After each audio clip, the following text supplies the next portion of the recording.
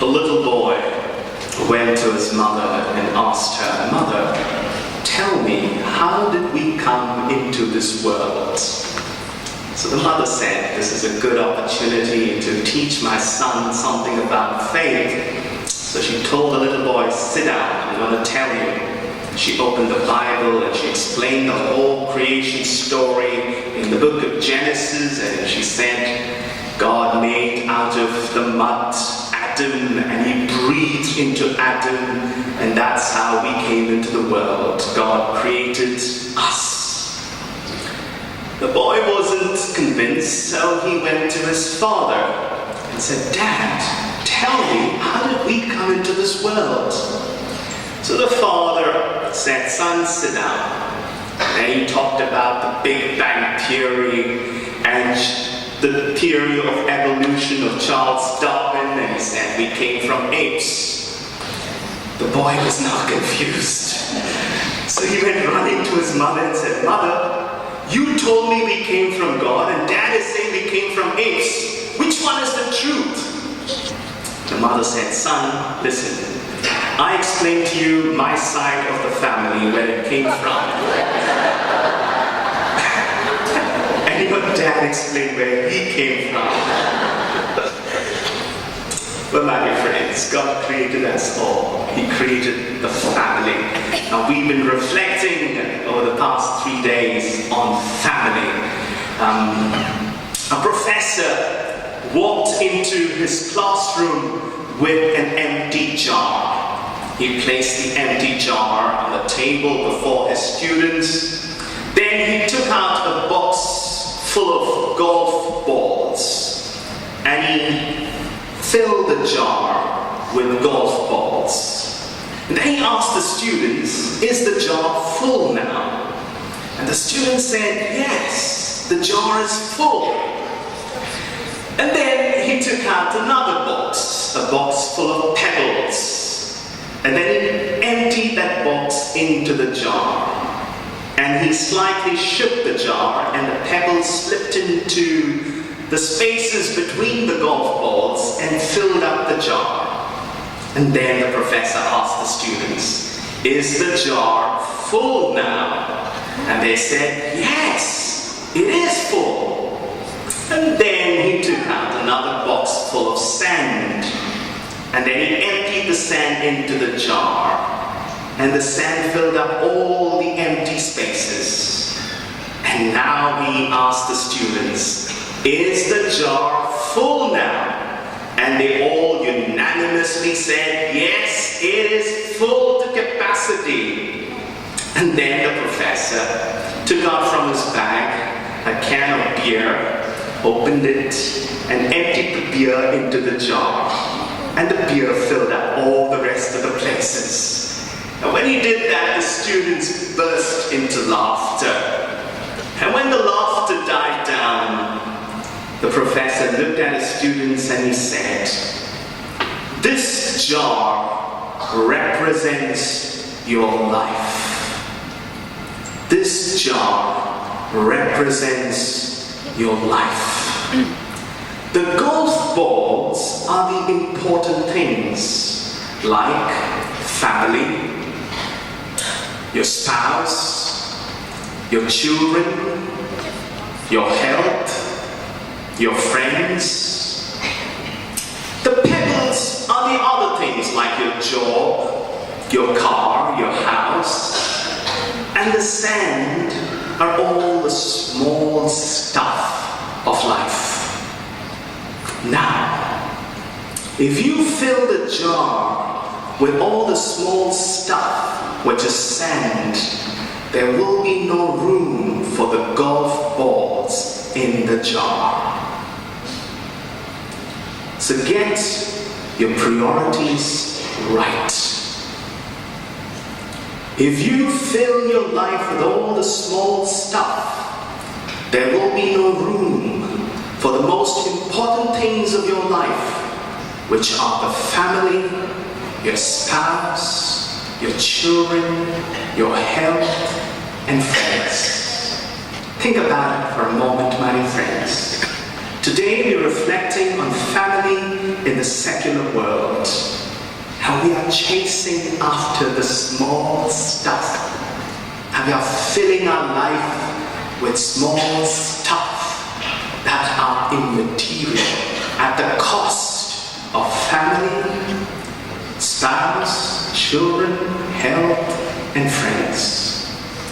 A father went for a parent-teacher meeting. As he was meeting one of his son's teacher, he broke down into tears. Teacher asked him why. He said, "My wife and my 4 children have left me. They're not with me. I work in a construction firm.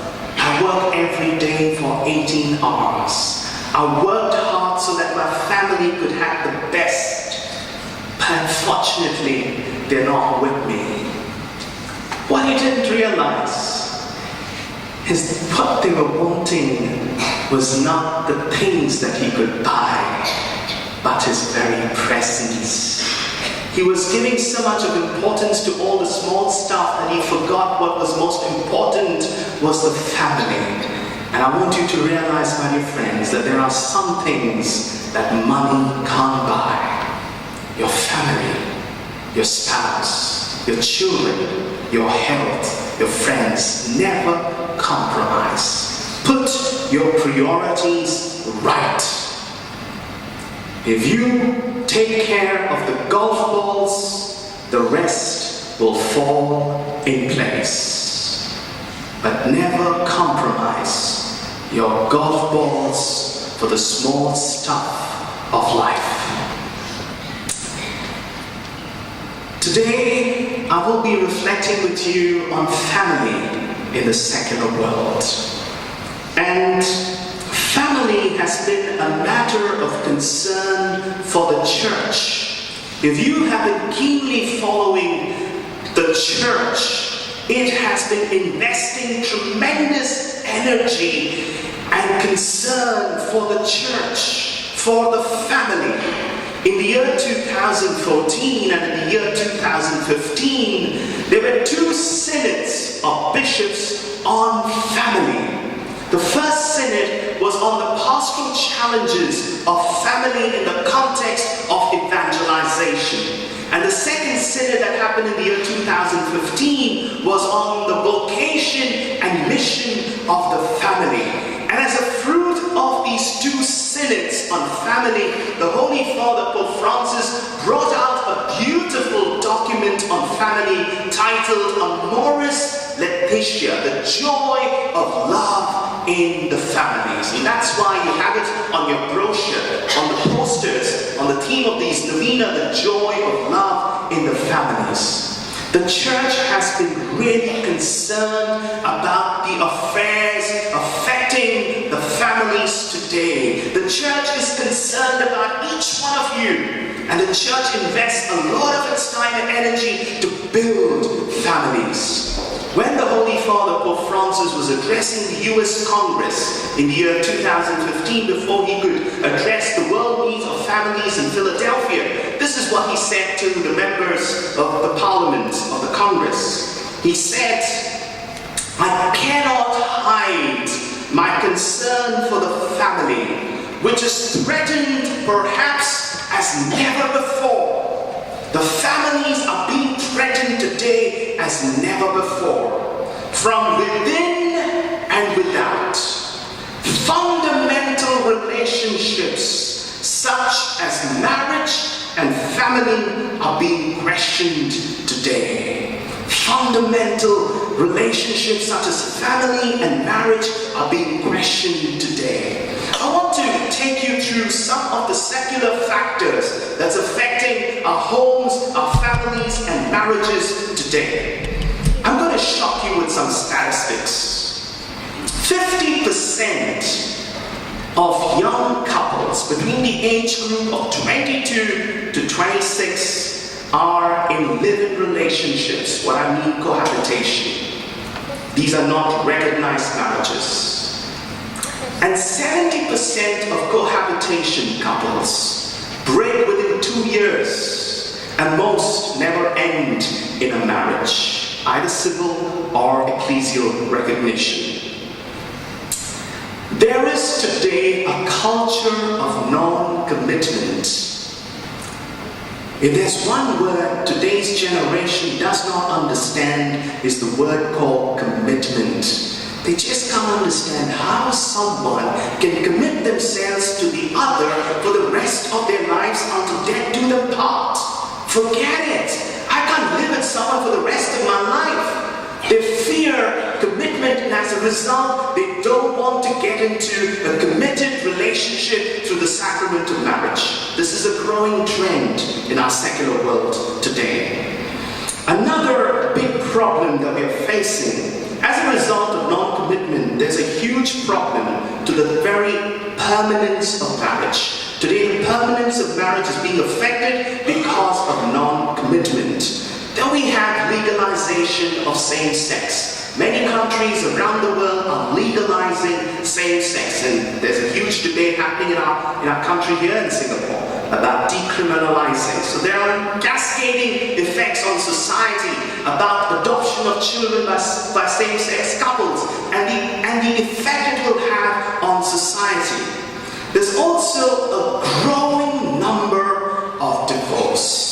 The statistics of divorce is shocking.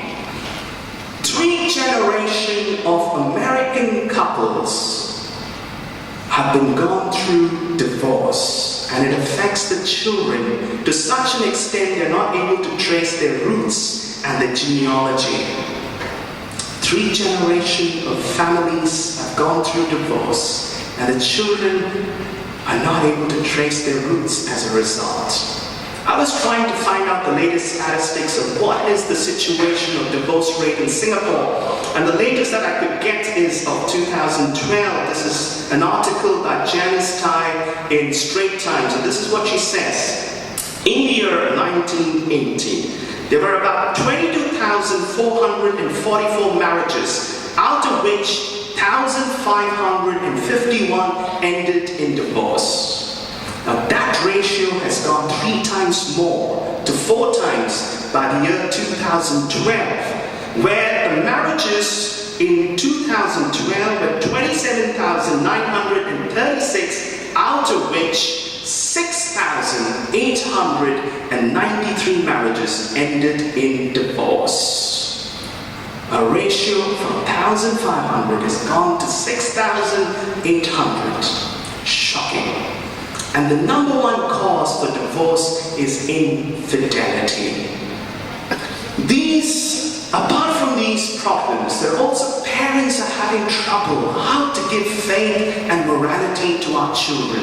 There is a contraceptive mentality. Abortions are on the rise. There's indifference. These are some of the secular problems of our world today.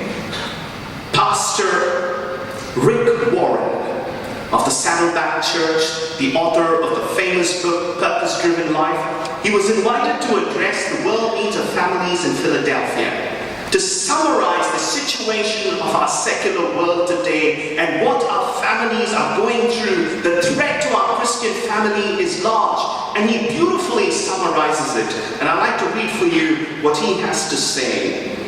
This is what Rick Warren says. In today's society, materialism is idealized. Immorality is glamorized. Truth is minimized. Sin is normalized. Divorce is rationalized. And abortion is legalized. In TVs and movies, crime is legitimized. Comedy is vulgarized, and sex is trivialized. In movies, Bible is fictionalized, God is marginalized, and Christians are demonized. The elderly are dehumanized, the sick are euthanized, the poor are victimized, the mentally ill are ostracized, immigrants are stigmatized, children are tranquilized. In families around the world, our manners are uncivilized. Speech is vulgarized. Faith is secularized. And everything is commercialized. Unfortunately, Christians, you and I, are often disorganized and demoralized. Our faith is compartmentalized and our witness is compromised. So what do we need to do? We need to revitalize our worship, minimize our differences, mobilize our members, evangelize the lost, and we need to re-energize our families in our secular world. We need to revitalize and re-energize our families. Pope John Paul II, in his beautiful exhortation, if ever you get a chance, read this wonderful document of the Church, Familiaris Consortium. In this, he makes a very powerful statement. He says the future of humanity passes by way of the family. The future of humanity passes by way of the family. It is through family that societies develop and grow. It is through families that morality and faith are transmitted from one generation to the next. If families are destroyed, societies are destroyed. And if societies are destroyed, the churches will be destroyed. There will be no society tomorrow. There will be no church tomorrow if we don't build our families today. We are walking on fire. There are forces around the world that's threatening this beautiful and one of the oldest institutions of God, family. They're trying to redefine marriage today. They're trying to redefine families today. And we need to safeguard this wonderful institution, not only for ourselves, for the generations to come. What do we need to do, my dear friends? Pope Benedict XVI, Emeritus, beautifully said, every family is the icon of the Trinity.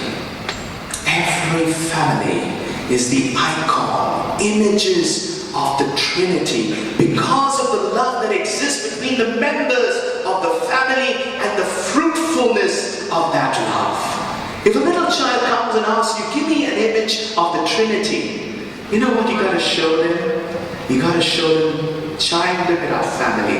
That is the image of the Trinity. Because our Trinity, our God, is a God of communion of persons. God the Father, God the Son, and God the Holy Spirit. Constantly in relationship with one another. There is love, and there's fruitfulness of that love. In order to give an image to the world of what this Trinity is, He instituted families. So the communion of love that exists between husband and wife and children is a symbol, is an icon of the Holy Trinity. And the love that exists among the members of the family and the fruitfulness of the love between the spouses are the children, which is generative. We are called to become imago Dei, images of the Holy Trinity here on earth.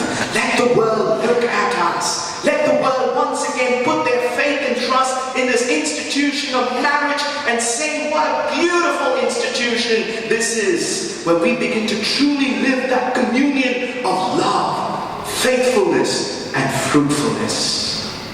Let us today pray earnestly. Let us not go after the small stuff, but let's get our priorities right. Putting family first and God first in our families. Everything else will fill in its place. If you're wondering, what about the beer can? When you get your priorities right, when you have put your family first and God first in your family, sit together as a family, open a can of beer, and enjoy yourselves. May you become imago Dei. We make this prayer to Christ our Lord. Amen.